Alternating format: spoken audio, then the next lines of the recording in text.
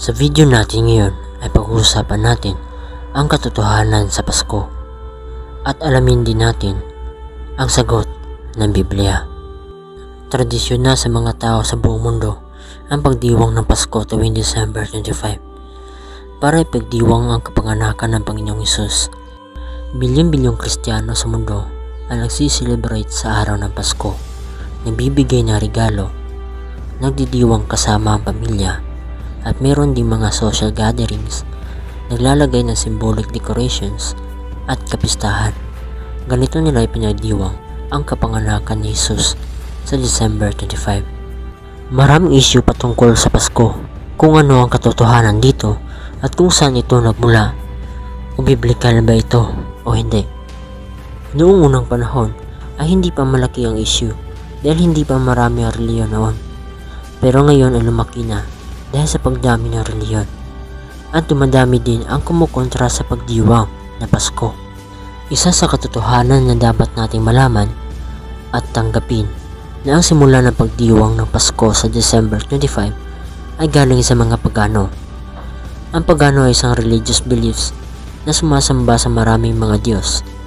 Para maunawaan natin ang mabuti, biblikal po ang kapanganakan ng Panginoong Hesus, at si Jesus ay pinanganak sa Bethlehem. Pero ang issue dito na hindi tanggap ng maraming Kristiyano na ipagdiwang ang kapanganakan ng Panginoong Hesus sa December 25 dahil ang katotohanan dito ay bago ang Pasko, ang naunang pinagdiwang sa December 25 ay ang pagano na ang sinasamba ay mga Diyos-Diyosan. Hindi tutol ang Katoliko na hindi sa December 25 ipinanganak si Jesus.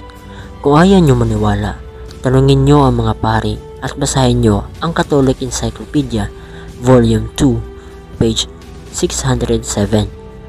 Sa hindi pa nakakaalam, noong 4th century, ang reliyon ng Roman Empire ay polytheistic. Ang polytheistic ay isang reliyon na sumasamba ng maraming mga Diyos at mga Diyosa, pero nang si Constantine the Great na ang naging emperor ng Roman Empire, ay nag-convert si Constantine na reliyon bilang Kristyanismo.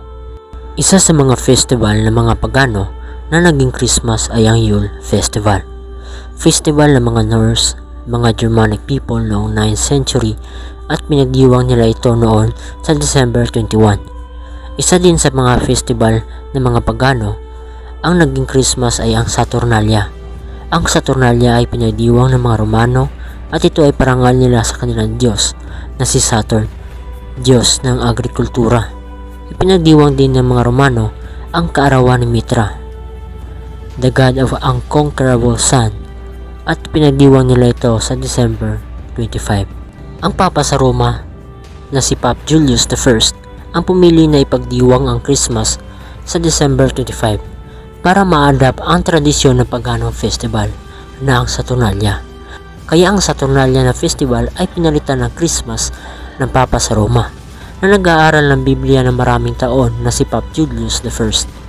At sa hindi pa nakakaalam na kung paano ipinagdiwang ang Pasko ngayon, ay gayon din ipinagdiwang ang Saturnalia. Nakakabahala na kaya nila ginawang Christmas ang Saturnalia para maipagpatuloy ang Saturnalia sa panahon natin ngayon. Pero bakit sa paganong Saturnalia at sa December 25 nila kinonvert ang kapanganakan ni Jesus, na alam naman nila na hindi sa December 25 ang kapanganakan ni Jesus ngayon? Alam na natin ang katotohanan na Pasko, na ito ay hindi kapanganakan ni Jesus, kundi ito ay galing sa paganong kapistahan ng Saturnalia, parangal sa Diyos-Diyosang si Saturn. Hindi nakasulat sa Biblia kung anong araw ipinanganak si Jesus, pero nakasulat sa Biblia kung anong panahon siya ipinanganak, sa taglamig ba o sa tag-init o sa tagsibol. Kaya alamin natin ang sagot ng Biblia. Hindi posible na ipinanganak si Jesus sa December 25 dahil nung ipinanganak si Jesus, may mga pastor ng mga tupa sa mga parang ng Bethlehem na pinagpupuyatan nila ang kanilang mga kawan. Basahin natin ang Lucas 2 verse 7 to 11. At kanyang pinanganak ang panganay niyang anak na lalaki, at ito'y binalot niya ng mga lampin at inihiga sa isang pasabsaban, sapagkat wala ng lugar para sa kanila sa tuluyan. At may mga pastor ng tupa sa lupain ding yaon na nangasa parang na pinagpupuyatan sa gabi ang kanilang kawan, at tumayo sa tabi nila ang isang anghel ng Panginoon at ang kaluwalhatian ng Panginoon ay nagliwanag sa palibot nila. At sila'y totoong nangatakot at sinabi sa kanila ng anghel, "Huwag kayong mga takot, sapagkat narito, dinadalhan ko kayo ng mabubuting balita na malaking kagalakan na siyang sasabuong bayan, sapagkat ipinanganak sa inyo ngayon sa bayan ni David ang isang tagapagligtas na siya ang Kristo, ang Panginoon." Nang pinanganak si Kristo sa gabi na iyon, ang anghel ng Panginoon ay napakita sa mga pastor ng mga tupa at sila ang unang binalitaan nang ipinanganak si Kristo.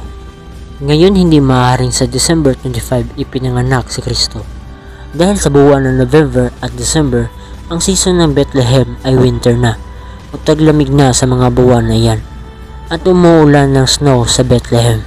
Kaya hindi maaaring sa December 25 ipinanganak si Kristo. Dahil sa nabasa natin kanina na nang pinanganak si Kristo, may mga pastor ng mga tupa sa Bethlehem na pinapakain nila at pinagpupuyatan ang kanilang tupa sa gabi.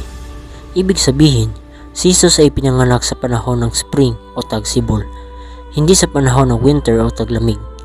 Hindi naman siguro kakain ng yelo ang mga tupa kung sa taglamig dahil alam naman natin lahat kung ano ang kinakain ng mga tupa.